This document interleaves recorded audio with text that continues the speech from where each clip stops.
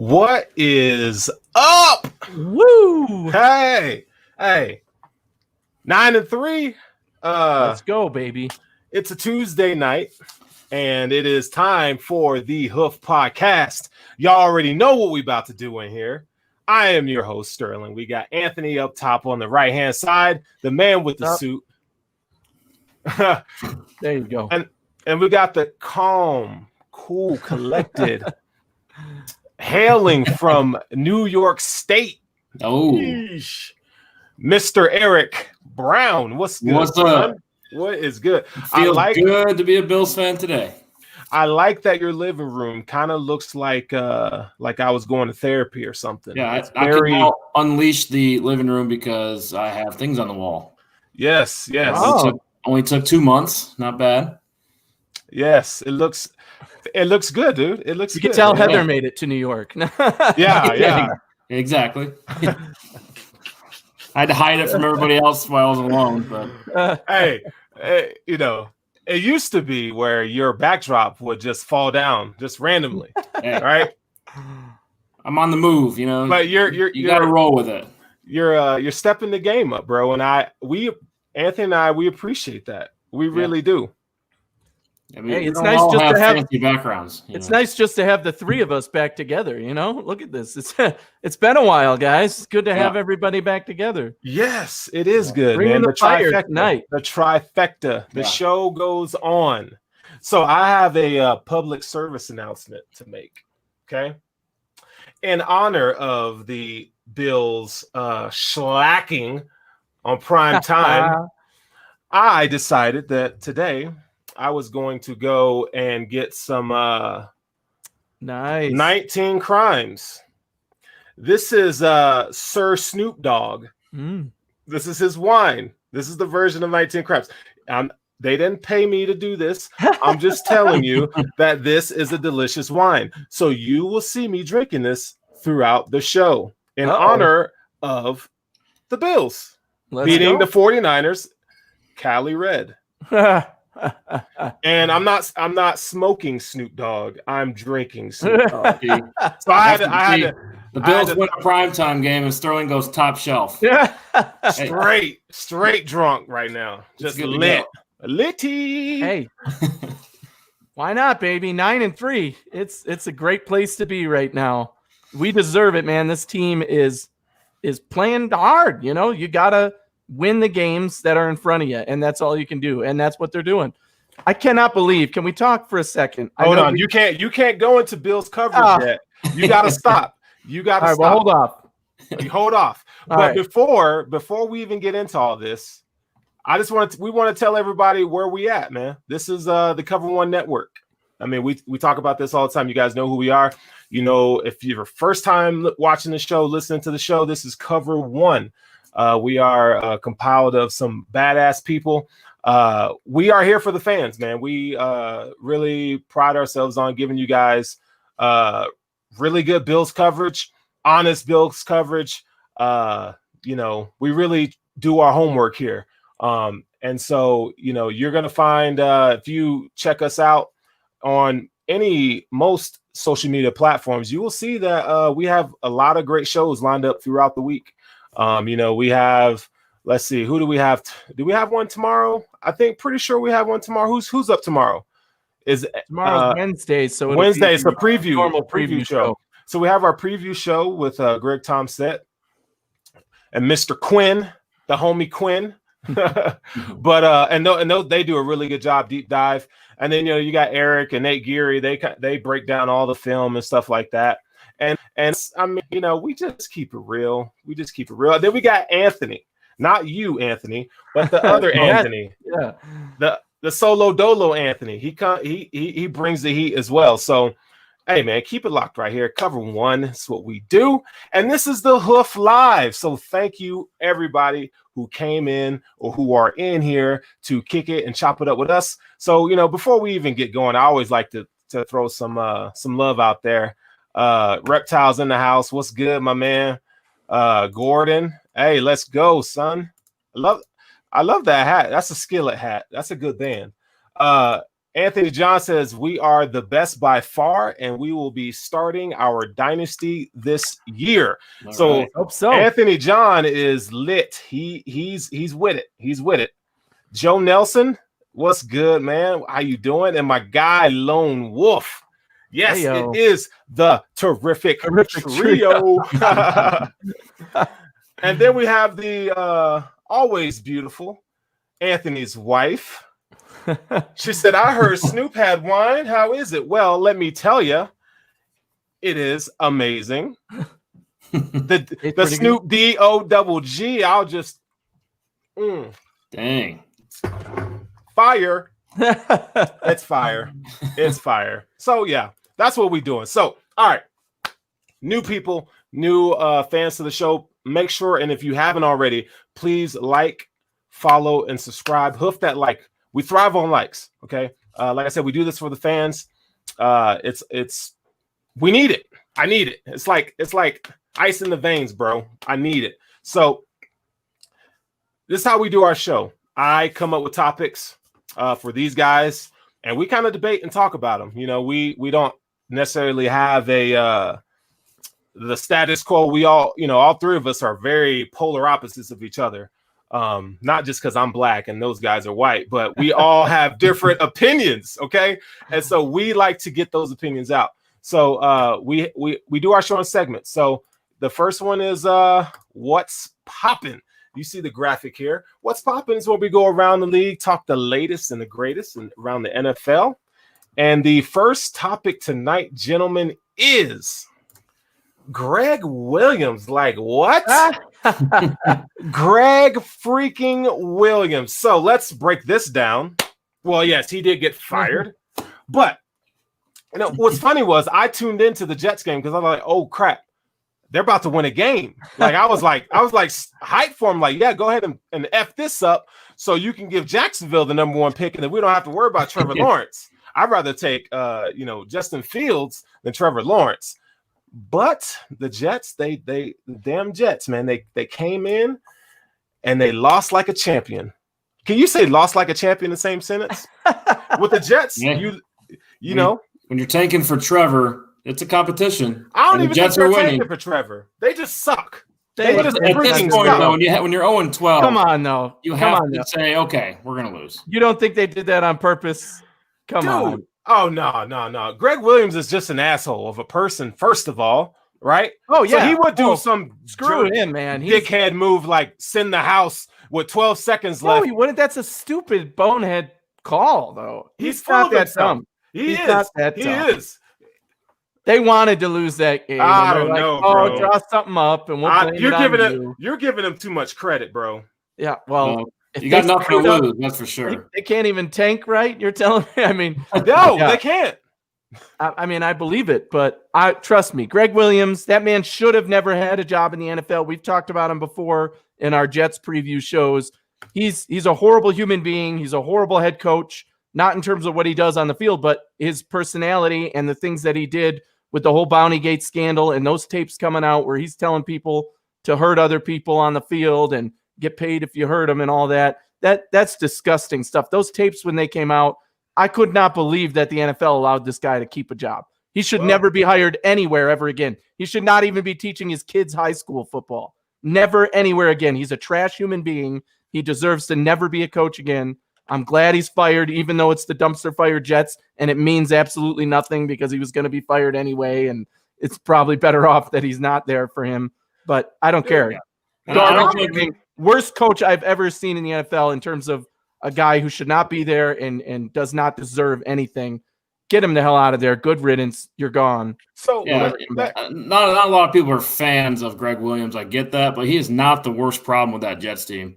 It's still Adam Gase. oh yeah, by You know, far. like, okay, That's Williams what makes lost it them funny. this game, but now he's the scapegoat and you're going to fire him? What about the other 11 games that Adam Gase lost for this team? And I don't know if you saw the press conference, but Adam Gase immediately throws Greg Williams under the bus. What kind of leader is that? He's like, well, I just talked to him in the hallway. Yeah, I'm with you guys. I'm with you, media. We're on the same team here. What do you do? It's still Adam Gase. He's the reason they're 0-12. It's not Greg Williams. Well, I don't think I Adam would Gase have put money on it if they fired Adam Gase week 8. Greg Williams was the interim coach, he'd get them at least one win. Oh, probably. Well, Greg Williams was probably the lone bright spot on that team, considering what they rostered. That's low though. I know, and they get rid of him. Like, why? Like, okay, what he did was absolutely stupid. Which he was probably like, you know what, man, F y'all. Adam Gase, you a bitch. That's probably what he said. Yeah. He said, you know what? I'm going to put Lamar Jackson, who runs a 4.5, almost a 4.6 on the legendary fast Henry Ruggs, and I'm going to no help and one-on-one, and we're going to see how it plays out. And it was not pretty. I'm telling you. It was not. I mean, can you imagine what Derek Carr was thinking when he snapped the football? Thinking like, wait, y'all blitzing? Like, y'all sending all the people in here? Yeah. Oh, hell no. Ruggs one-on-one? Hey. With Ruggs? Yeah. Oof. He literally could have punted the ball up in the air. The fastest guy on the field. The only one you should be watching on a play like that. Oh, my God. That's why it's you can't make that way. Up. There's no way that boneheaded. You can't. And I bet using him as a scapegoat. I know. And I bet Henry Ruggs was just laughing the whole when he's at the line, he's laughing like, dude, I'm about to roast you. I just want you to know that I'm going to score here. So, you know, no safety help over top. You know, I'm one of the top 3 fastest people in the league. Yeah, it's over. So, yeah, see you later. And the play before, which was funny, the play before, he had Aguilar wide open in the end zone. He missed. He overthrew him. Yeah. Comes back, hits Ruggs, and it's like, I mean, just think if you're Sam Darnold. How do you feel? Like, that was Sam Darnold. Well, he don't even play that much as it is, but that's that fool's best game of the season. And they come out and they just ruin that guy, man. Sam Darnold you might as well chalk him up as a Rosen. They done hurt that man. That man's hurt. That whole team is a disaster. I think he'll get another chance somewhere. He will. He's too talented to not get another chance. That doesn't mean he's going to succeed. He's definitely far behind now because of where the lack of coaching he got in the Jets. But, you know, he'll still get a shot because he's too good not to. That boy going to need some serious therapy. They're going to have to, like, really talk through, like, the beating and the damage that they put on that man, like, emotionally, physically, no support, changing coaches. I mean, it's just a complete shit show all the way around. So, jeez, man, you can't make this stuff up with the Jets. Like, you just can't, and it's funny. It's hilarious. Watching it's hilarious. I mean, I don't even know what they can do. Whoever comes in to coach this team we thought the Bills were bad when it came to culture and everything when McDermott was hired. I mean, we weren't this bad. This is embarrassingly bad from top to bottom, inside out, everywhere and anywhere. You don't want to be affiliated with the New York Jets right now. So, I mean, I think they might actually miss on getting a good head coaching or whoever their number one guy is. They're going to miss out on because that guy's going to get an offer from Atlanta or Detroit even and take that job instead because the Jets are such a dumpster fire. Rumor has it Bill Cowher has some interest in the Jets. Bill Cowher had been. What year is it? 1990 something? Every year there's one of those weird rumors out there. Yeah. He's been a leading candidate for 2 Bills head coaching searches. Yeah, right. Jim Harbaugh is the only guy I think could go in there and win with craziness. No. I think so. Man. No. That's not a bad choice, actually. They need to do some roster building for sure. Chaos guy. As a Michigan fan, he's crazy. I'll take a hard pass on Jim Harbaugh. I will take a hard pass. Nope. I can't do it, bro. I wish Michigan would fire him right now. Like, there is no reason why Michigan is this trash. They're bad. They are bad. Like, real bad, historically bad. But anyway, that's just my opinion on the Wolverines. You know, we're not here to talk about the Wolverines, but they effing suck, bro. Oh man, what are they? 30-point underdogs to the. Well, they canceled the game. Thankfully, that was the best thing they could have ever done was cancel the game. That was the best move they could have ever done. It's hard to judge teams this year, hey, if I was Ward Manuel, I would have put everybody on the COVID list. Yeah, right. Like Oprah gives out, schools and cars and shit. I'd be like, you got COVID and you got COVID and you got COVID. We ain't playing no more. I swear to God, dude. I swear to the Jesus. All right, so here we go. 2018 quarterback draft ranking as of today. So, I was watching, some after a Bills win. I always like to get a kind of a pulse from the national media, and I came across some guys who felt like the old Baker Mayfield was better than Josh Allen. So I wanted to take that a step further. Okay. We have to do this every year. I know. We have to do this every year. We have to do this.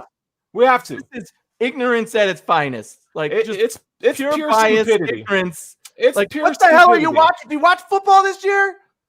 Baker Mayfield's team is lucky they're winning with the way he's playing. Great. He had one game this Sunday with 4 touchdowns in the first half, and then still almost blew the game by fumbling it in the fourth quarter.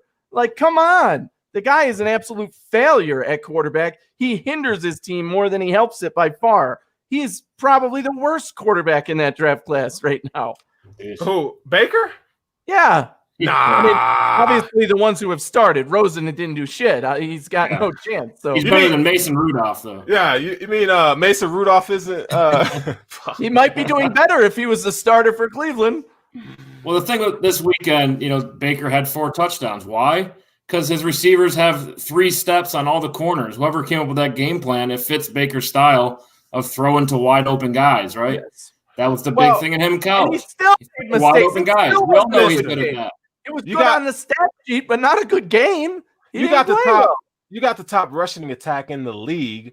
Like, that's gonna do so much for you. And you don't have like one elite back, you have 2 elite backs. Not only that, you got weapons all around. You got 2 tight ends that are pretty freaking good. And you got receivers that Jarvis Landry. I know Odell's hurt or whatever, but they got guys that can. He got an offensive line. I mean, it's stacked. I mean, you can't complain about the weapons. So every weapon you could ask for 2 years in a row. Yeah, plus and he's still not playing well. And all you have to do is watch the games. Again, even the games they won this year, they won it on the running game. He had key interceptions in the fourth quarter in about 3 of those wins that almost caught them.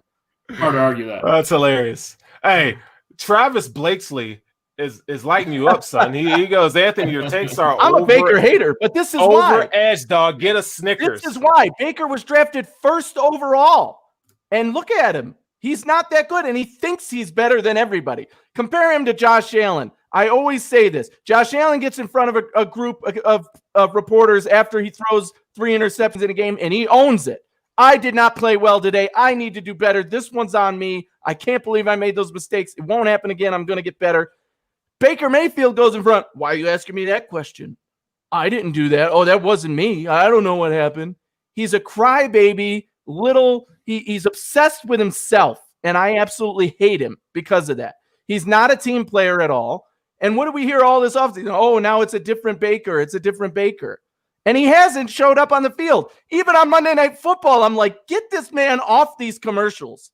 He's the worst person you can have in all these commercials. Why? Because he was drafted number 1, and all these companies signed him, and now they're regretting it because he's, again, at least you could say, I would make the argument he has least lived up to the expectations coming out. He was number 1 overall over a guy like Sam Darnold, who many thought would be the number 1 overall.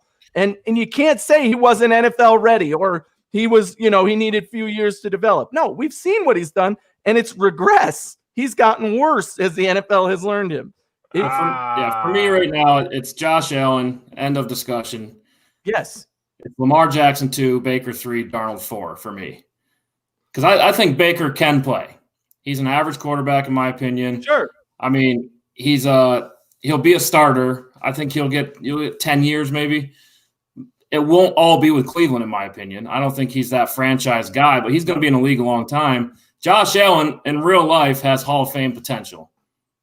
And Baker simply doesn't have that. End of topic. I don't even know what else to say on that.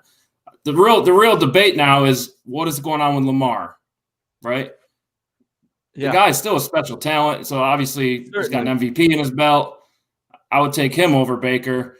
Darnold's on a bad team. It's hard. He missed a lot of games. I mean, Baker's at least starting, playing games. Baker is not that bad. I think the long-term debate will be Lamar and Baker. But Baker was, again, number 1 overall in that draft. Lamar Jackson that's not his fault. That's not his fault. That is not his fault. That's not Baker's fault that he was drafted number 1 overall. But you still got to live up to expectations. We're dogging Sam Darnold. We could say Sam Darnold had a beautiful game yesterday.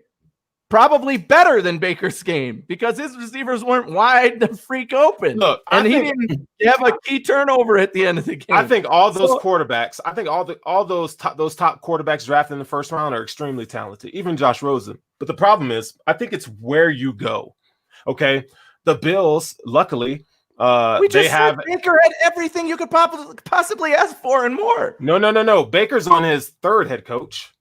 How many offensive coordinators? I mean, Cleveland is if you talk about the Jets, Cleveland's now just getting their stuff together. But they were an epic clown show, right? So, I mean, he did not walk into they did give him weapons and so forth, and they realized, what Baker is or what he was or however you want to word that. But yeah, Baker's he's a good quarterback. He's average, like he's a game manager, if you ask me. That's what he is. Yes. Yeah. That's what he is. I think he won't get any better than he is. He's reached his ceiling, right?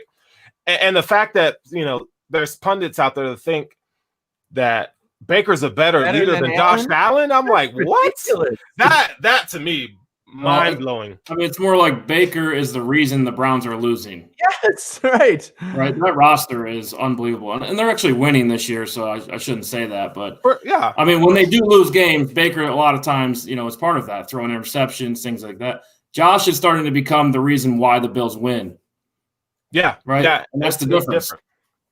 I think Cleveland's got it together right now. They're no longer an unorganized organization, whatever you want to say about them. Their head coach, he knows what he's doing. That roster's talented. They're going to be even better next year, in my opinion. Yeah. You know what, though? I think what's his name? Josh Rosen still has talent, man. I just think that he's got to get a chance. Who's going to give him a chance? Tampa Bay. He might be broken.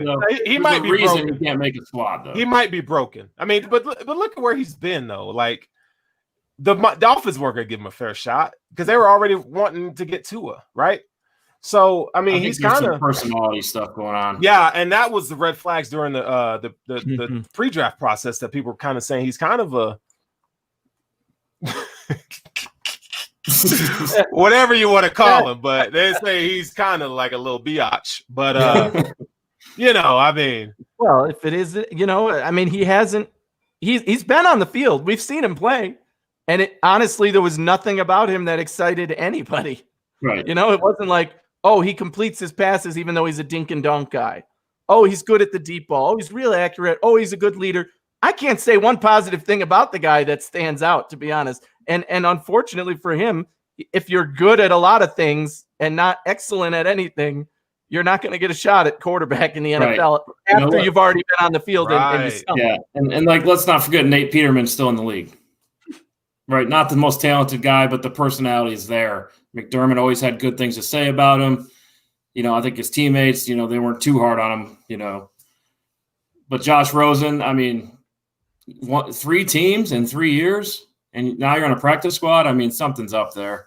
If he was good enough and likable, I think he would at least be on a roster somewhere, but he's not. He's on a practice squad with Tampa. I think he's even when teams like the Cowboys, when their quarterbacks all went down, they didn't call him. They didn't try and bring him in.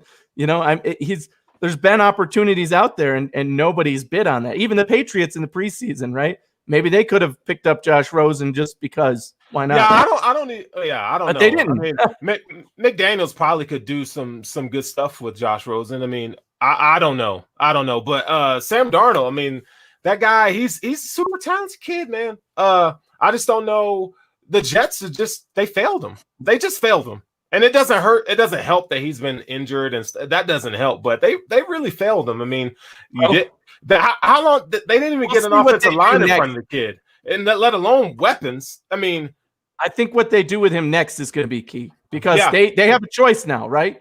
You can try and get trade value and trade him, but if you trade him to another team that's in disarray versus trading him to a better situation, maybe like Dallas or, I can't think of another one off the top of my head, but a good situation that might be a winning team and really truly give him a good shot.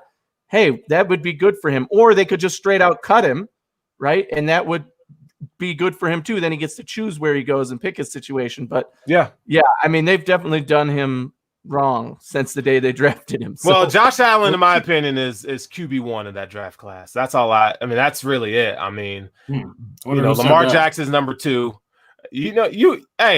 You had that, but it's just because the dude worked in a farm, so I don't want to hear it. Physical ability, personality. No, you hit on that one. You hit on that one for sure. All right, let's keep it moving. Steelers lose to Washington. I was afraid of this wide one. Receivers had 7 drops, not 1, not 2, but 7 drops. That's a lot of drops in a game. That is a ton of drops. So I don't know if they were looking forward to the Bills game on Sunday night, but I've been telling y'all all season that Washington defense is nothing to be played with. That defensive line, that front 7 is just straight and nasty. I mean, they got some guys on there, and so they showed who they were. I was hoping that Pittsburgh would pull it out, but they didn't. Now the Bills are going to have to knock them off even with their 1 loss or whatever, but still. I think it changes the narrative for the Bills, right? It was, if they won, we were going to be facing the undefeated team and we'd probably be their first loss, which would have been great. The fact that they lost this game means they got punched in the mouth. They're going to be ready when they play the Bills. But now the Bills have a chance to jump them in the seeding. Should we beat them and they lose another game, we would have the direct, head-to-head tiebreaker with 3 losses, and bam, we're the number 2 seed. Which does have an advantage going into the playoffs, because that means if Kansas City's the 1 seed, you only play Kansas City in the AFC Championship game if you both make it there. And that is the ideal situation to be in. And that's great for the Bills. But you gotta play the games that are in front of you first. Pittsburgh's going to be ready for us on Sunday now because they just got punched in the mouth and they didn't like it. But I tell you what, watching that game, watching some of the highlights, Pittsburgh did not impress me, and they have not over the last 3 weeks. We've been saying on the show that, Pittsburgh, they're undefeated. Nobody knows how, because they're just managing to win these games that they shouldn't win, or that they give up make a lot of mistakes in. You just put up the stats, 7 drop passes. You can't do that against the Buffalo Bills. You're going to get crushed. Yeah, and Roethlisberger throwing near 50 times. I mean, they have no running game, so it's gonna be a good. I'm telling you, the Bills favor in this matchup a lot. And I'm just talking about. I'm not even talking about schematically. I'm just talking about based on just matchup roster. The Bills. I mean, and it's an Archer Park, so it's gonna be. I think the Bills are going to handle them, and it's going to be surprising. I think the Bills are going to win by at least 10 points. But I just wanted to throw that out there because we're going to talk about the Steelers later in the show, toward the end of the show, kind of get our thoughts and feelings on this Sunday's game. But so now moving forward here, though, here we go. So the Inside Slant, guys, you already know this is where we talk about all of our Bills content. So let's get it here going. We go. You censored me before, but now I want to start it out here. All right, here. Oh, you got a thought real quick? Go ahead. Yeah, because I was shocked going into this game. As viewers of the show know, I'm a gambler. I like to do my 5 for 5 segment. 4-1 this weekend, by the way. Let's go. But the Buffalo Bills went from a 2.5-point underdog in this game, which already I was all over. I was betting that with my life. Like, man, 2.5 points? They don't think the Bills are going to win by more than a field goal? I'm putting money on this. To then being underdogs by 2.5 points by the start of the game. And I was just livid because in my head, I'm like, how are they disrespecting our 8-3 Buffalo Bills against the last place team with a losing record? How are we the underdog in this game? Is Vegas crazy? What? There's no justification whatsoever to say that San Francisco should have been the favorite in this game over the Buffalo Bills. None whatsoever. And luckily for me, I won money on that because I put bets down every time they changed it up until game time when I was betting the money line at plus 210, because that was just totally ridiculous. And thank you, Vegas, for the extra payout. It's not a ridiculous thought, if you ask me. It absolutely was. It was disrespectful. Do you know how lines work and things? I think it was ridiculous. There's a betting side. There's a betting side, and then when who's on the field? That's what matters the most. X's and O's. X's and O's matter. And so when you look at the matchups, our quarterback goes out of a game. San Francisco has a really good offensive line, and they are one of the premier running teams in the league. The Bills have not shown that they can consistently stop the run. Now they did last night. They made them one-dimensional. Doesn't matter. Look at our offense. Well, I think that with San Francisco, the home team being in Arizona, right? It's a neutral playing field. Not even a home advantage. Not to mention like the injuries that San Francisco has with George Kittle being out, backup quarterback. I mean, I thought it was a little disrespectful, but it was very disrespectful. But thank you, Vegas, again. What was the difference? Like 2 points, right? Betting. The betting line was a 2 plus 2. 2.5 minus 2.5 is insulting. But that's basically 0. 2.5. That's basically the way Vegas says this is an even match. And the Bills are traveling from Western New York all the way to Arizona. It's an even matchup. The Bills should have been favored by at least 5 points. That tells you that it's not quite 7, it's 5. And again, of the three of us, I'm the betting guy here. I'm telling you, what the spread should have been, even 6, I'd say. 6 makes sense because then it makes you think, do I think the Bills are going to win by a touchdown? When it's -2, when it's plus something in this matchup, I don't know how any gambler could justify not betting for the Bills in this game. And even the guys on ESPN before the game, 3 out of 4. We've been Bills fans for a long time. Sometimes it's a popularity contest. Yeah, I mean, did you guys see the pregame? They were talking about Deebo Samuel the whole time. Exactly. I'm like, when are they going to talk about the Bills? I know they had an interview with him. And like San Francisco was in the Super Bowl last year. I mean, they're all over the media. San Francisco is a good team. They are a good team. They're not like some slouches. You mentioned what America thinks, but they did that vote. And guess what? America picked the Buffalo Bills to win that game. The 3 ESPN guys picked San Francisco. So America got it right. They said, 8-3, this team's better than this team. I'm going to pick them. So there you have it. They picked right. It was the so-called experts that they had up there, one of them being a former San Francisco quarterback. So maybe I don't blame him for picking them. But shout out to Booger for picking us, right? He's the only guy on ESPN that picked us, gave Bills Mafia a shout out. Oh, man. Hey, credit. I still have nightmares from when he did the playoff game, bro, in Houston. I was like, bro, he hated Josh Allen before the game. And then during the game, he's like, oh, yeah, like he just knew all along. Josh Allen, get the hell out of here, bro. Get out of here. Get out of here. All right. Here we go. So, Mr. Joshua freaking Allen, 32 of 40, 375, 4 touchdowns. God. Was this his best game as a pro? Was it? I mean, what are we talking here? Like taking over a game? We're going stats? The way he threw the ball, he was comfortable. I'm going to say yes. Because you know what? 3 of those throws to Beasley, I was like, where the hell is he throwing? Bing, right on point. Dude. Perfect passes, direct only where Beasley could keep him, in double coverage, in triple coverage on one of them. I was just like, what the hell is he doing? How is he finding this? And that, to me, that's what you need a quarterback to do. If your quarterback can find a guy that accurately in that tiny of a window, he's a damn good quarterback. That's Aaron Rodgers type stuff right there, right? That's any great quarterback you can name type stuff right there. Slide it into that tiny window. And that's what Allen was doing. And he was staying in the pocket. He was brushing off guys, finding open receivers. Let's not forget, he took the fourth quarter off because we were up by so much. We weren't throwing the ball anymore. We were just running out the clock, and then third down, 8 yards. Okay, first down. Oh, now we run out the clock. Okay, third down, get a first down.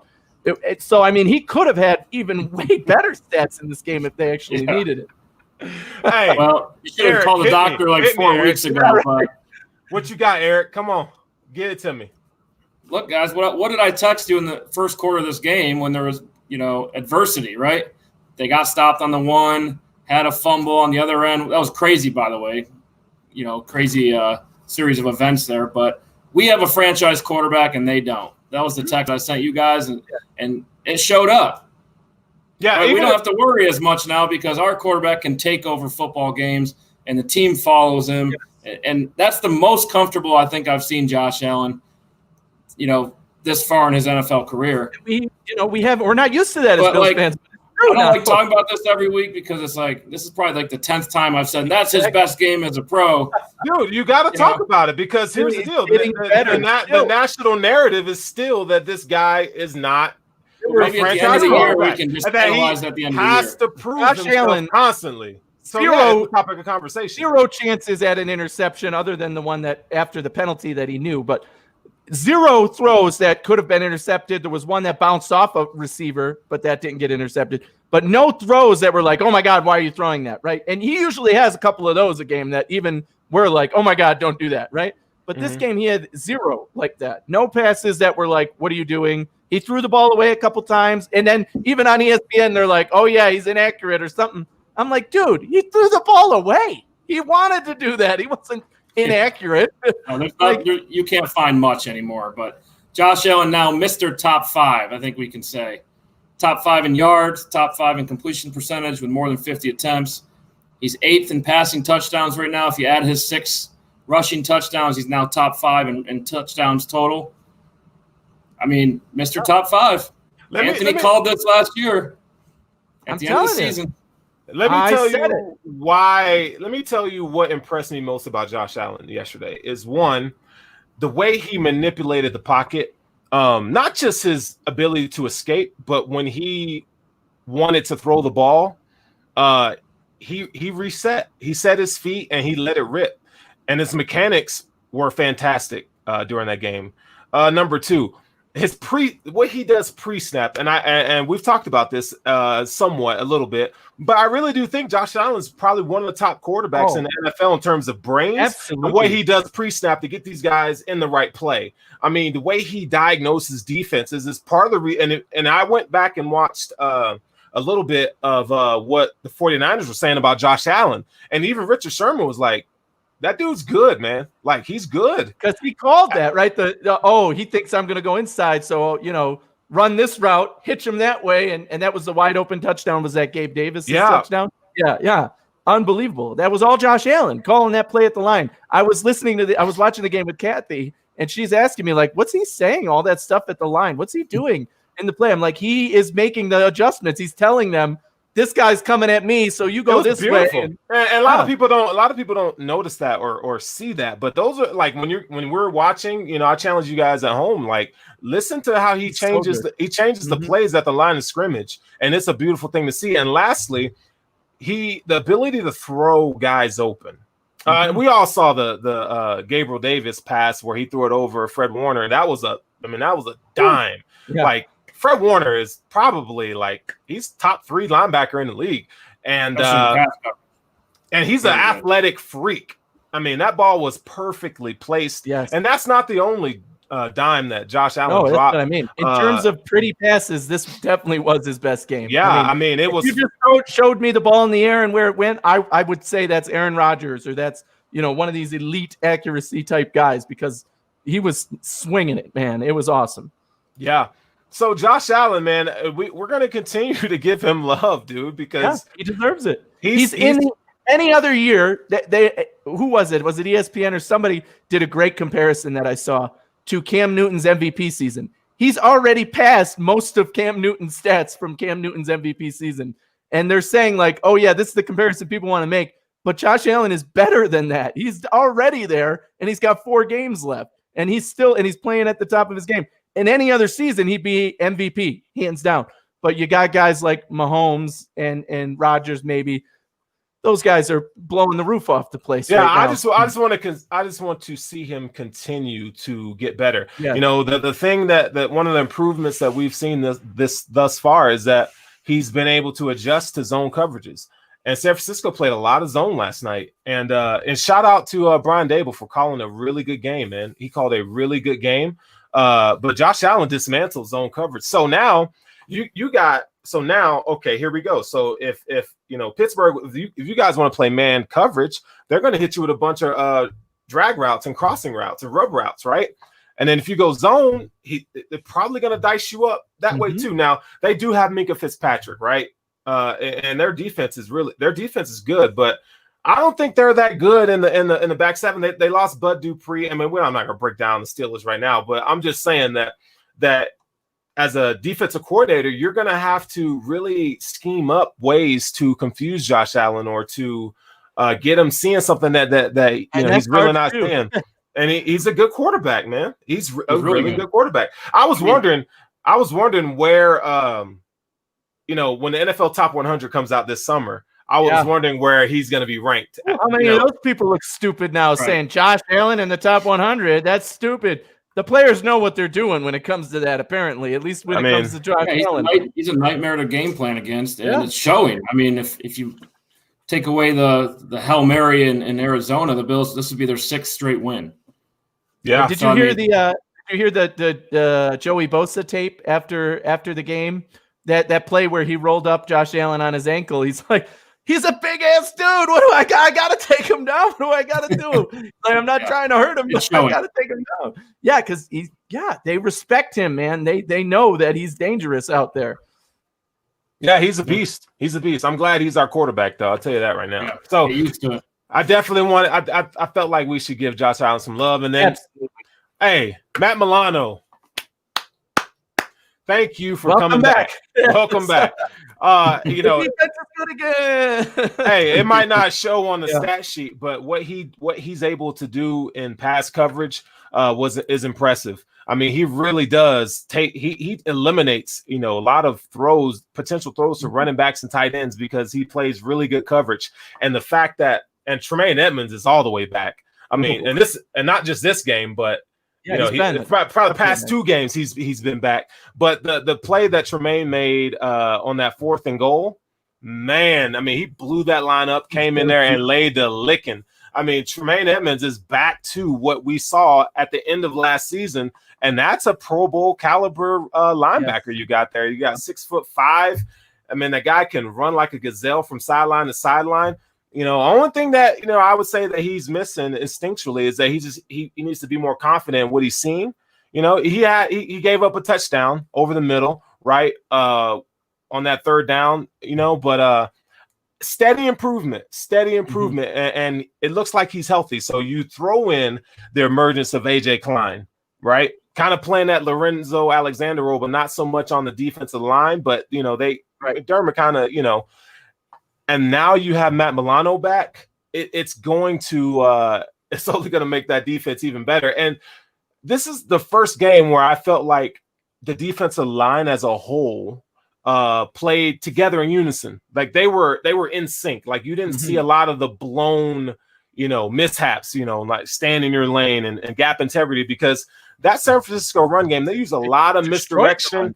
They pull guys. I mean, it's a hard running game to defend. We did a good job. We went up by a lot of points, which helped, but they were stopping the run. I mean, those runs were going backwards. They dive for 6 and then lose 2, so they were like, okay, we can't do this every play like we want to. They prefer to run the ball down your throat.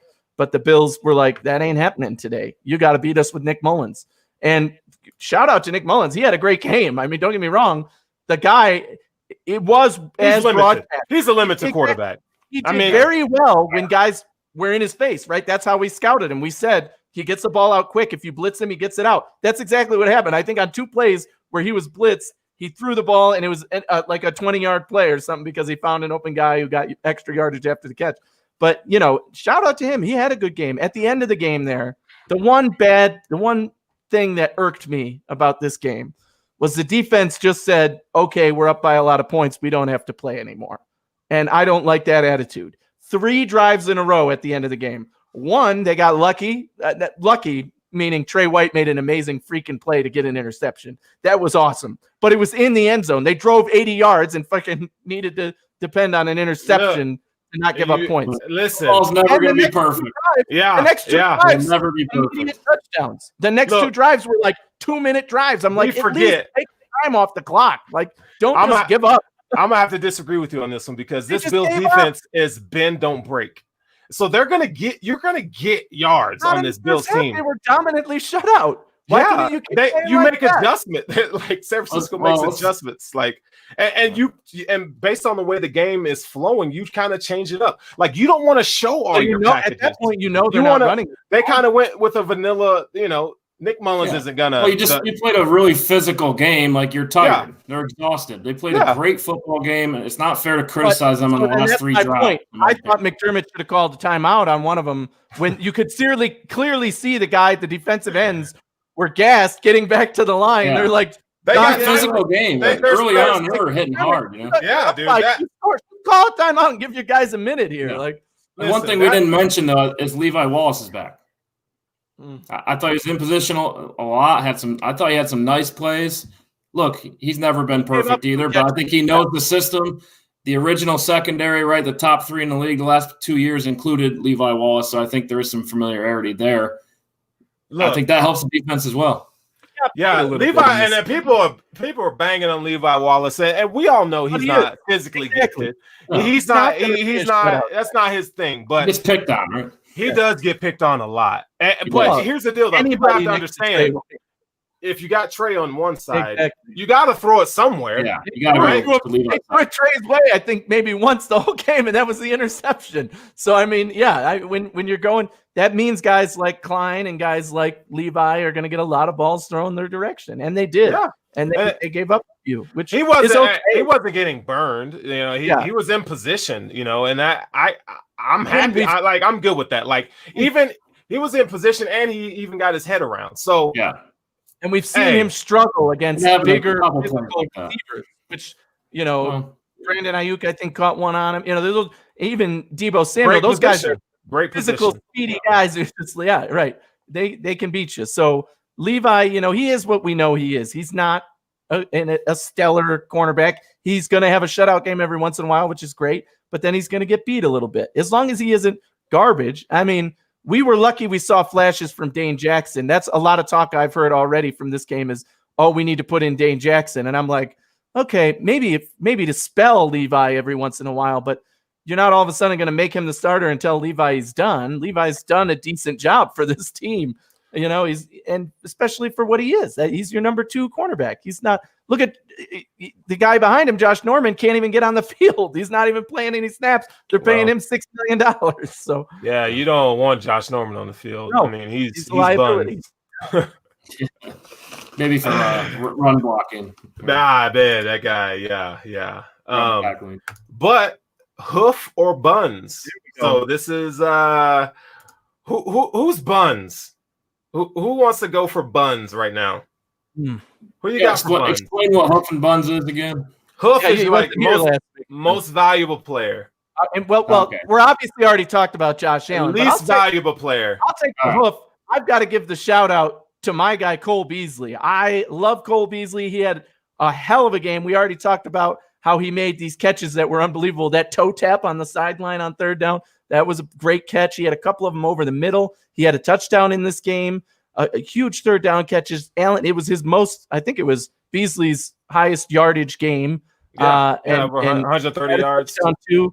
I mean, it was just incredible. The way those two connect, it's like a psychic connection now between them. Allen just throws the ball and Beasley's there, or Beasley's right there and Allen just throws it to him and it's right to him and he catches it. And that's the type of connection you need on a team. A wide receiver and a quarterback on that level. Beasley gets my Hoof for this game because he was lights out. When he scored the touchdown, Kathy's famous quote here, who's she? She's tiny. Because he's rocking the long blonde hair. Right? And then he got rocked to sleep by John. That was dope. That was dope. I loved it. Eric, what you got? I have 2, since we already talked about Josh Allen. We talked about a lot of the high performers. How about Trey White? Anyone? Absolutely, yeah. I mean, he didn't get targeted all that much. Still comes up and makes a huge play for the team when they need it most in the red zone. I mean, the guy just comes through week in, week out. He does solidarity in the secondary, and he doesn't get enough credit, in my opinion. The other one I want to mention is Darrell Johnson. Oh, yeah. I mean, he plays like 5% of the snap. He comes in. You've seen the plays on special teams, right? And then he comes in and makes a huge play and tackles for like a 9-yard loss on a run play, at defensive end. So, I mean, maybe not MVP caliber, but like when you're only getting 5% of the snaps, I'm not sure what his actual percentage is, but I know in the past it has been like 5%, only a few plays, and he makes the most of it. That matters. Okay. Butler had that goal line, one of the goal line stands. He busted through and leveled the guy they handed the ball to. About time Yeah, to get a damn play. Yeah. About time, Yeah. bro. I mean, About it was fucking in the time. garbage time possession, so I don't know if they just threw him out there to, say, hey, do something. But still, it was an awesome play. It was great. But, that's on the goal line. Are we going to Buns? Are you going Hoof? Well, I'm gonna go Hoof first, and then I'll go Hoof, and then I'll go Buns. So Hoof, I'm gonna say Sean McDermott. The game plan, the getting this team ready to play, going back to where the Hail Murray was. I mean, the game plan that McDermott called, or him and Leslie Frazier worked on, was incredible. They've really bottled up. I mean, they got Raheem Mostert back. He only had 40 yards rushing.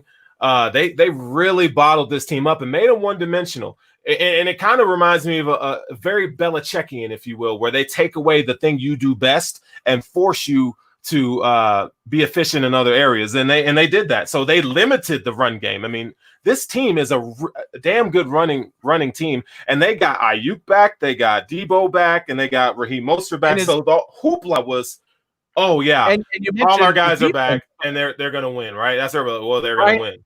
Brian Daboll too, right? I mean, he could get this was his first head coaching interview to the nation, and he did a damn good job. So pretty much, Robert Saleh has that. Hey, Robert Saleh is probably the top, and he crushed him. Coaching candidate, and Daboll got to be right there. Their defense could not stop our offense. We own them. We could have scored 3 more times if we wanted to, but in the fourth quarter again, they just ran out the clock, as they probably should have. I'm not saying they should have pounded the ball down their throats as much as I wanted them to, but they did the right thing. But again, that was the matchup coming into this was, the head coaching defensive coordinator candidate and the head coaching offensive coordinator candidate, and Daboll owned him. So I mean, Daboll his job interview to the open spots, and he did. They did a damn good job. So Buns, who was Buns? I think we all agree on one of them, right? Yeah, Zach Moss, the fumble. Oh my God, he moved before he even saw the ball, and it bounces off of him. You're waiting for that rookie moment, though, right? Yeah, exactly. You got to see it up to this point, so he gets credit for that. But I mean, we knew it was coming at some point. Get it out of the way. Let's move on. Yeah, Zach Moss for that fumble. I mean, it cost us, right? Charles, 2 games. John Brown will be back in 2 games. Yeah. Can we just end this right now that Devin Singletary is better than Zach Moss? Yes, he's very much. We have enough evidence and tape to prove Singletary's better, and the Bills think that Singletary's better, and it's not because Singletary has 1 more year of experience. No, Singletary's better. I mean, don't get me wrong. I think they're 2 different players, but he has a lot of talent. He's not. I'm not writing him off. He's still a rookie. I'm not writing him off, but there was a lot of commotion, prior to the team saying that Zach Moss is going to be better.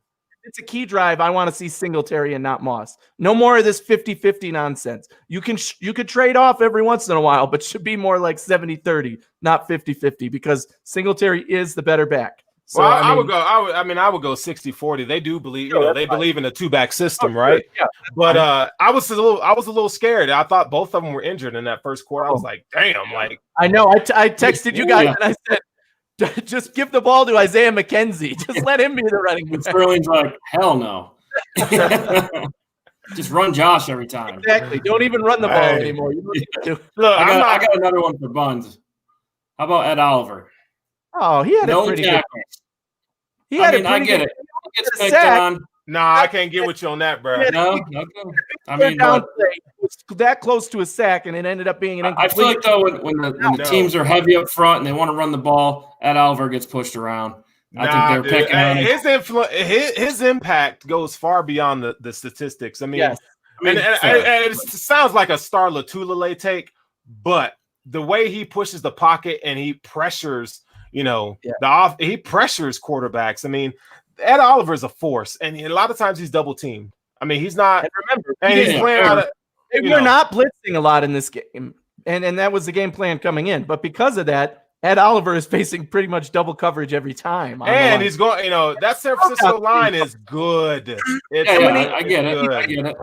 What Nick Mullins does is get the ball out. So he saw Oliver coming, and he got the ball out. So go with it, bro. We'd have to take a step further and see how many pressures he had. But top 10 pick, you want to see some kind of stat line, right?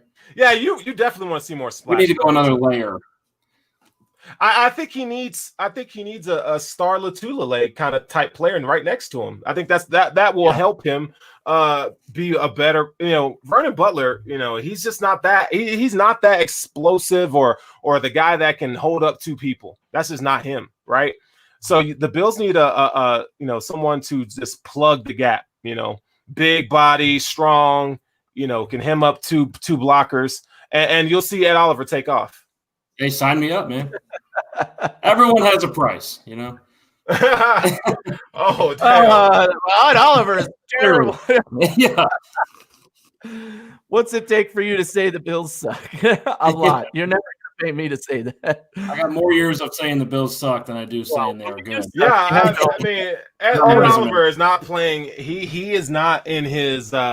He's playing out of position this year due to circumstances. He's missing star. I think being the number one guy, but top 10 pick, the expectations are higher, and I think that's kind of where I'm at, just looking at it shallowly. But again, expectations are high. The defensive line as a whole, they played as a unit. They played as a unit, and that's probably, I would say, in the Seattle game and in this game, those two games really stood out to me where they played together as a solid unit, and I think that's going to bode well for this defensive line moving forward. They're starting to gel, and Epenesa's showing some flashes in late too. Trent Murphy inactive again. Epinesa is the guy now, and I predicted that in the preseason too. I said they're going to work Epinesa, and he's a rookie. You just hate Trent Murphy. You wanted to cut Trent Murphy week 1. Yeah, they should have. Week 0 was not ready. I don't think he was inactive the first 3 or 4 weeks. I wanted to cut Trent Murphy and bring in a veteran who was cheaper. Any veteran from the street can do what he did, probably better, because now he's completely inactive. You're paying him $8 million, wasted on the cap that you could have had next year for nothing. Literally nothing. 0. He's on the bench. He's not even playing. Can't even be active for the game. That's garbage. So I mean, give Epinesa the credit. He's earned that spot now. So let's keep it moving. Thoughts on the Steelers, and we'll get a prediction in here as well. Just so you guys know, this is the Hoof Live, the Hoof podcast on the Cover One Network, giving it to you tonight. Let's talk about these Steelers. So a couple things that I noticed, and I haven't dug deep into the film, but I did watch some of their game play today, and one of the things, and it's known, one of the things that stands out is they cannot run the football. I don't care if James Conner is in there or not. They struggle running the football, and they put a lot of the pressure and onus on Ben Roethlisberger to make plays. They're not very physical at the point of attack, and Pittsburgh is known for being physical on the offensive and defensive line. And to me, so far from what I've seen, they have not been that this year. They kind of get bullied and pushed around, if you ask me. You got Big Cameron Hayward, Stephon Tuitt, those guys are nasty dudes, right? But I'm not seeing that they're kind of getting punked. They're kind of getting punked, right? They're kind of getting punked, and I said this a few shows ago that they're good to mediocre at every position, but there's nothing about the Steelers that pops off at you that you're like, wow, they have an amazing defense, or they have a great wide receivers, or they can run. There's nothing. They are decent at every position, which is a good way to build a football team. You can do that. But when you play a team like the Bills, you're at a severe disadvantage. What do the Bills do best? Shut down the pass. Period. That's the only thing the Steelers do on offense. You just said it, Sterling. They're incapable of running the ball. They're in for trouble in this game, because what the Bills do best is get after the quarterback and cover wide receivers and limit you in the passing game, and that's going to be a problem for the Steelers. So what especially I find, don't have a plan for the run pretty much at all. here's where an issue comes in, because they have so much depth at wide receiver. That's going to be a problem, because the Bills don't have even none of those guys. Chase Claypool, he's not. He's not Hopkins. Whoa. He's not. But one thing that the Steelers do well is draft wide receivers, and they have those guys playing pretty damn well. Juju is whatever. I'm not. Whatever. But I'm just saying. I'm just saying that if these guys can they win one-on-one matchups? I know the Bills are probably going to play like a soft zone. They're going to stick to their cover too. Yes. I don't think you're going to see them play a lot of man. And Trey White doesn't really have to follow any particular receiver because they don't have a great receiver, but they have really good receivers. They got a solid mix of speed. They can, and Ben Roethlisberger is still a really damn good quarterback. So but I really do think that it plays into the Bills' strengths. I mean, because if the Bills can make you one-dimensional, and we've seen whether it's the pass or the run, they're going to have a leg up, right? And one thing Ben Roethlisberger is a mobile quarterback, and that's what the Bills have struggled a little bit with that, because those guys that can roll out and make a play on you or run with their legs, guys that we've faced this year, we've beat some of them and we lost to others, but still. You know what you're getting with Ben Roethlisberger. Yeah, he's pocket. He's hard to bring down still because he's a big guy. But the strength of the team is still the defense. Go ahead, Eric. Eric. What you got? Josh Allen is going to be the best quarterback that defense has played. By far. Oh yeah. I mean, here's the teams that the Steelers have beat: Giants, Broncos, Texans, Eagles, Cowboys, Bengals, Jags, and also the Browns, Titans, Ravens twice. If you want to throw the good teams, they've had some good wins. Who do they have left? I don't have their schedule. I just listed the quarterbacks basically. Who do they have left? Does anybody? We got to look that up, because I'm wondering if the Bills win this game, like I mentioned earlier, they have a shot to become the number 2 seed in the AFC. But we would need the Steelers to lose another game, obviously, because if we beat them, they'd have their second loss. We already have 3. We need to win out. But if the Steelers lose 3, it only takes 1 more, and the Bills are the 2 seed. So I don't know what their schedule looks like. The Bills can clinch the division if the Bills would have to beat Pittsburgh, and then the Chiefs would have to beat the Dolphins, and the Bills would have to beat the Broncos the following week. And if they do that, the Bills clinch the division. Okay, so the division will be wrapped up at that point. And I really do think the Chiefs will beat the Dolphins, and I think the Bills will beat Pittsburgh. Now the Broncos game, that one is going to be. I'm not saying the Bills are going to lose, but the Broncos. The Broncos are going to play you tough. They're going to play a hard game. Here's the Steelers' remaining schedule. It's Buffalo, then they're at Cincinnati week 15, the Colts at home in Pittsburgh, and then at Cleveland week 17. Okay, so those are 2 tough games. They could lose one of those. Yeah, I'll take it. Sure. Especially they Cleveland. Yeah, they're both playing well. I mean, they could beat them. Not to mention, the Steelers' turnover ratio is plus 11. So what is that? Is that the quarterbacks they face? Is it luck? Is it they haven't played anybody. They haven't played anybody. I mean, you just listed it, right? You brought up the damning evidence that they haven't played very good teams. I mean, they've won the games they should win. That's all. Look at this. So you know how when people, after the game last night, I'm looking at the In the Hunt graphic on ESPN, and they're showing all the playoff teams in the AFC East. I mean, in the AFC, and the Bills play. I mean, in the hunt, the Patriots are still in the hunt, and they're coming along. The Bills play them twice. They play the Dolphins twice. They play the Chiefs. They play the Steelers. They play the Titans. I mean, the Bills are. If you talk about a team that's primed to make a run in the playoffs, it's the Buffalo Bills. And I'm thankful that the Bills did not beat the Chiefs when they played earlier in the season, because typically when a team beats you in the regular season, all the pressure is on Kansas City, and we're not even talking about them just winning the Super Bowl. All the pressure, everybody knows the Kansas City is the best team in the NFL. So if the Bills can get to the AFC Championship game against these Kansas City Chiefs, I think the Bills win. The Bills will beat the Chiefs in the AFC Championship game. You can mark my words. If the Bills make it that far and play the Chiefs, the Bills will win that game. I'm telling you right now. I'm telling you right now. The Super Bowl in a pandemic year. The irony is I picked the Bills to beat the Steelers in the AFC Championship game in my preseason picks. That could still happen too, but right now I think it's a better chance of being Kansas City in the Bills. Okay, so the Bills got to get a home playoff game and win that first. Then we'll talk. You got to get there and you got to win it. That's true. And I know. And back one to at a time. Yeah, I mean, for sure. But I mean, everything now is you're looking forward and it's speculatory, and we don't know what it's like to be a winning team. Like all the feels that these perennial powerhouses have, they're like whatever. But us, it's like all new to us. So the thought of a home playoff game in Archer Park, even if there's no freaking fans, is just amazing. Like, dude, I'm 37.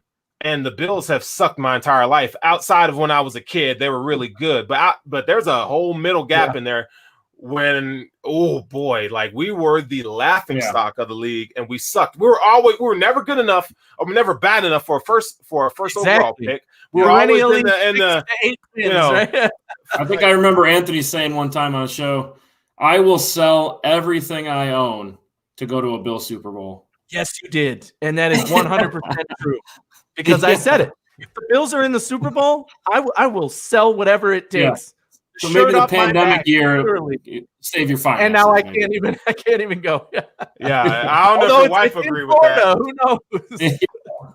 Hey, if they do make it to the Super Bowl, though, I would have to be in the same city as them. Like, I would have to be down there. Like, and there's no COVID restrictions in Florida. Yeah, exactly. That's right. You could go. Oh, God. COVID doesn't exist in Florida. You might die, but you go to the and flights are cheap. You die happy. Die at the Super happy. Bowl.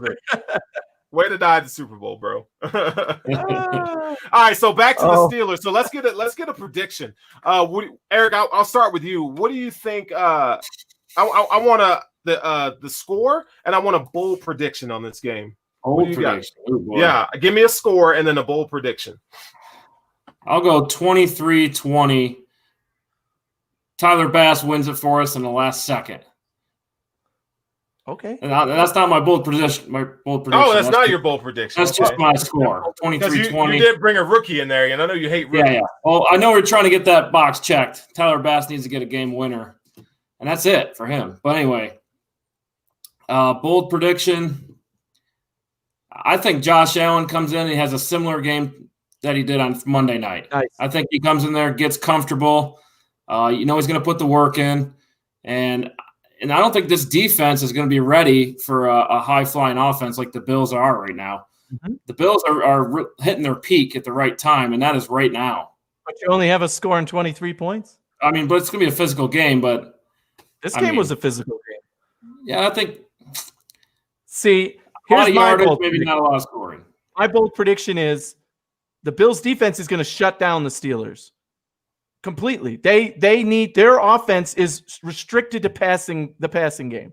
The Bills are going to shut down the passing game, and the Steelers are going to have no offense. I think they score 9 points in this game. They get 3 field goals, and that's it. 0 touchdowns for that Steelers offense. Woo, that's bold. 0 touchdowns for that Steelers offense. Bold. The Bills are going to go on a scoring spree and score 31 points. So the final score is going to be 31-9 in a blowout in Orchard Park because the defense is built this way. The defense is built to defend this way.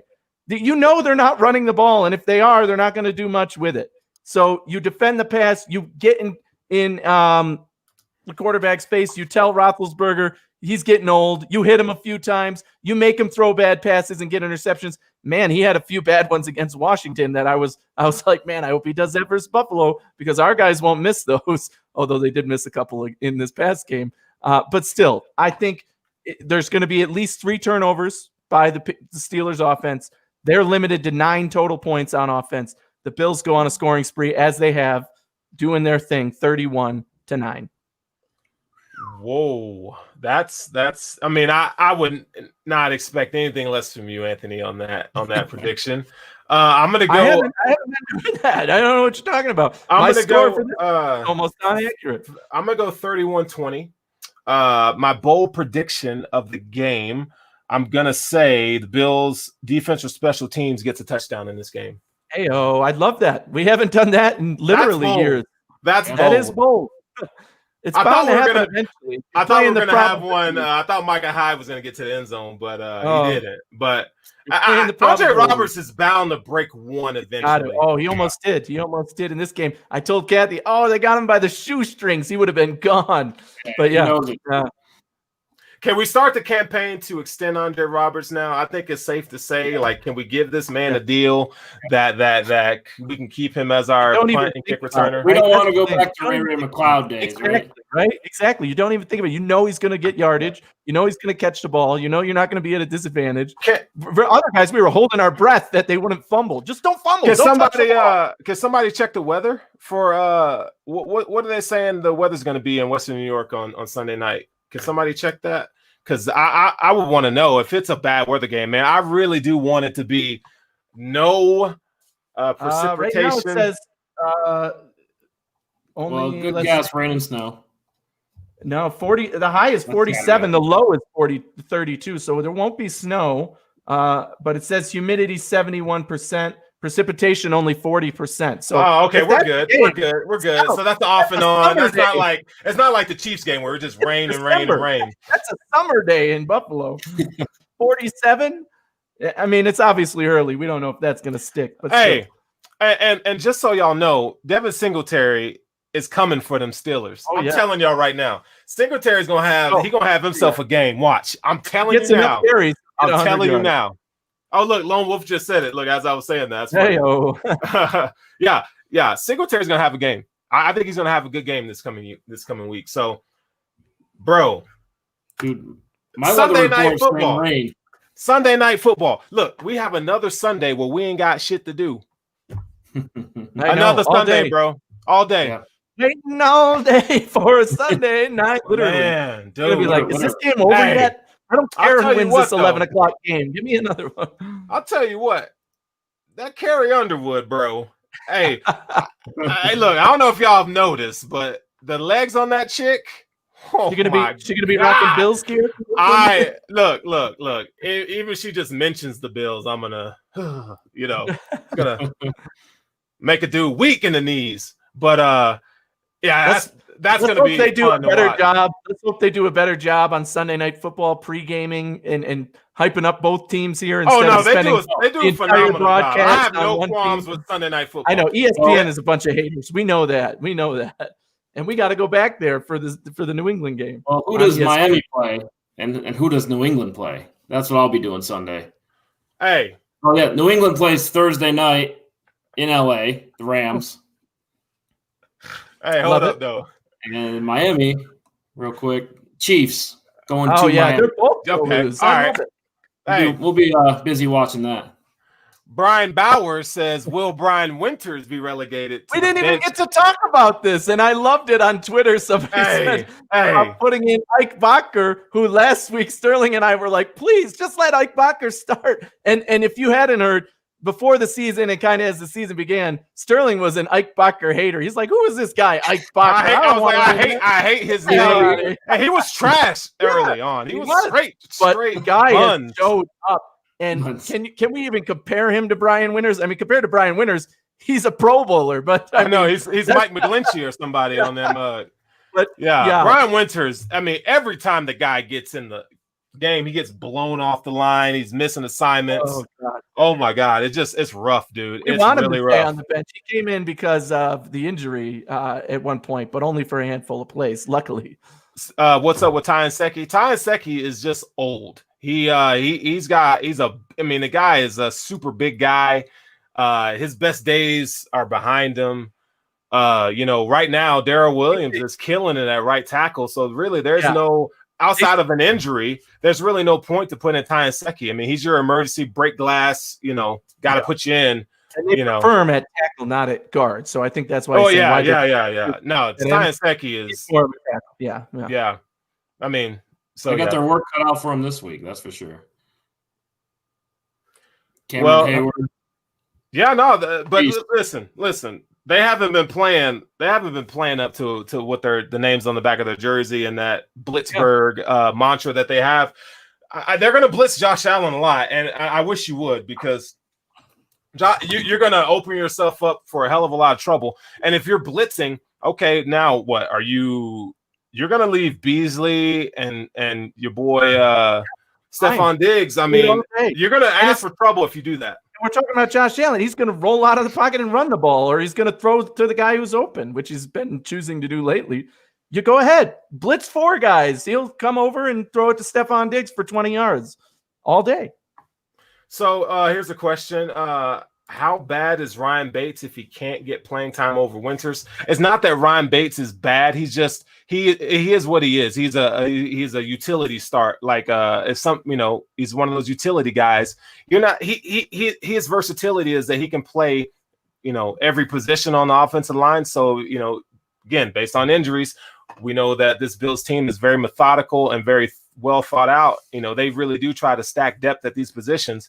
But Ryan Bates he's what he is. He's never going to be an NFL starter. He is a depth guy, depth utility guy that could play multiple positions.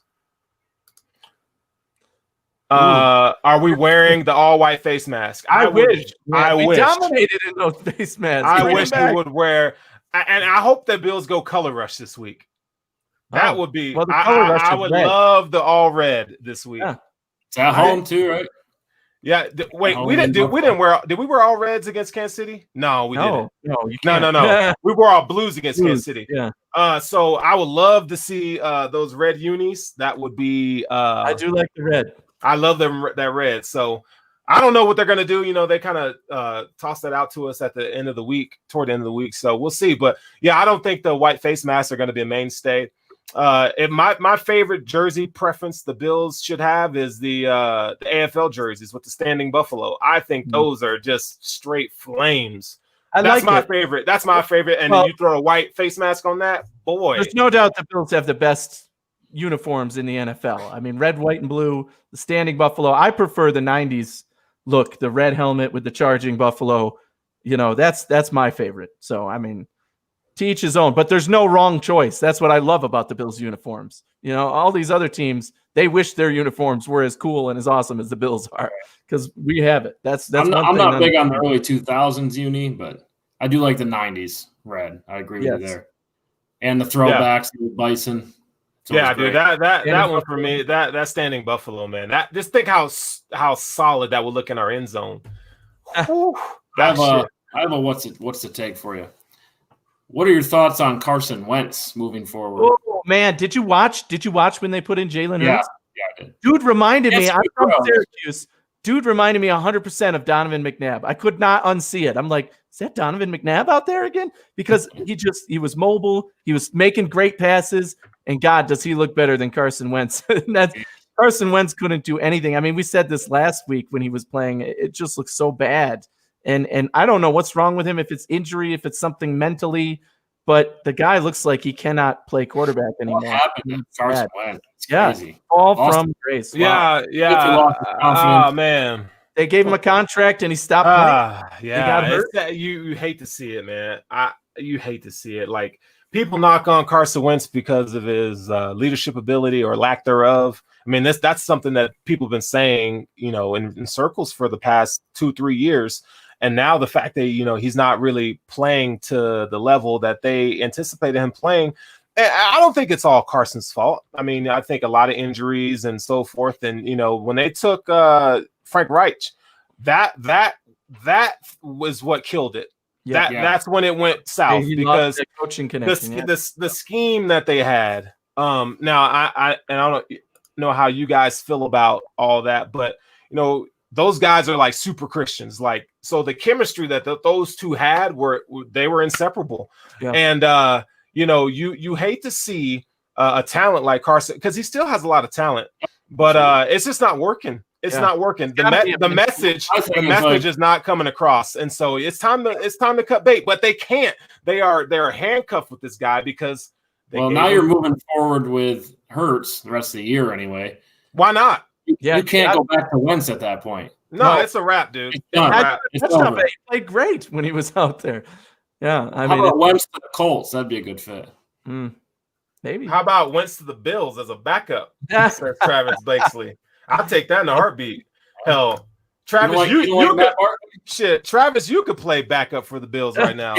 An easy job, unless they call a bad play again when you're in. Hey, Matt Barkley's cute, but hey, dog, I ain't trying to have him as my backup. No, we did have a question you put up earlier. It's going to be 2 more games. You'll see John Brown back. And the idea, he missed the Chargers game. He missed this game. He will now miss the Pittsburgh game. He's been on IR for 3. He could potentially come back then for the Broncos game, but we don't know what. I don't think he will come back for the Broncos game. I think you'll see him for the Patriots game for sure. That's when I think he'll be back, is the Patriots game.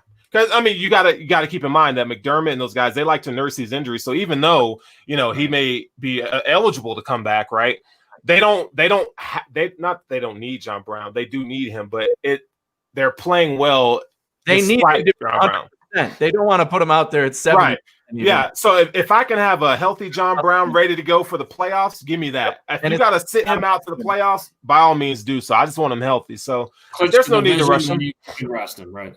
Yeah. There's no need got to the rush. vision Yep. So let's see. Was there anything else before we take off here? I think that's good. So that's a wrap, folks. This is the Hoof Live show. Hour and 20 minutes, man. We're giving it to you guys. And thank you so much for those of you who decided to hang out with us tonight. You know, we got a big game coming on Sunday night. Before we even get to the game, man, please continue to support us. Like, follow, and subscribe to Hoof. Also, do the same for Cover One. We are on all social media platforms. Subscribe to those and tell your friends. You know, if you know someone that's looking for different Bills content, that's not mainstream media, we're your guys, man. You know, listen to us on the way to work or on the way home from work, or if the wife is giving you the business, you can always put us on, man. And hopefully we'll make you guys feel a little bit better. But needless to say, hey, stay strong. 2020 sucks. Let's get to 2021, and the Bills can make it to the AFC Championship game. That would be dope. Let's go, baby. We can do it. All right, let's go. More Steelers talk on Friday. You can check out our podcast on Friday. Yes. Get you ready for the Steelers going into the weekend. Absolutely. So we'll have some more in-depth analysis on our Friday podcast. So stay tuned for that. But also, you know, we got some things lined up with our network this week. So we got the pregame show tomorrow. And then Anthony comes in on Thursday. So yeah, it's going to be jam-packed, locked. So keep it moving. All right. So we'll see you guys on Sunday. Be sure to interact with us on Twitter. You see our handles here. For those of you who are listening to the podcast, at Furrow Sterling, at Anthony Romeo NY, and at Eric or E Brown Hoof. And that's all we got tonight, folks. We out of here. Go Bills.